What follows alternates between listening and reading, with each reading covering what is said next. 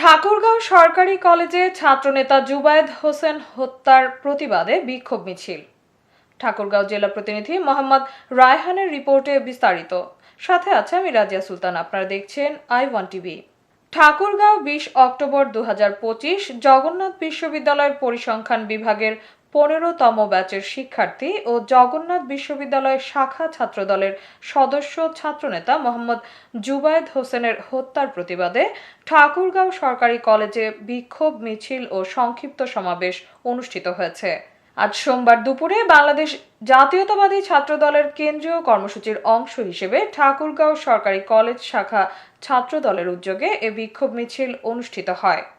বিক্ষোভ মিছিলটি college campus প্রদক্ষিণ করে প্রধান ফটকে এসে সংক্ষিপ্ত সমাবেশে মিলিত হয়।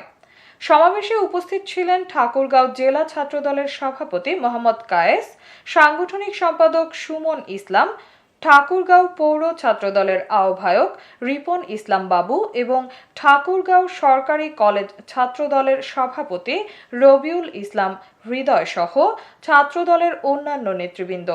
বক্তারা বলেন, জগন্নাথ বিশ্ববিদ্যালয়ের ছাত্রনেতা জুবায়েদ হোসেনকে নৃশংসভাবে হত্যা একটি পরিকল্পিত ও বর্বরোচিত ঘটনা। আমরা এর দ্রুত বিচার ও দোষীদের দৃষ্টান্তমূলক শাস্তি দাবি করছি।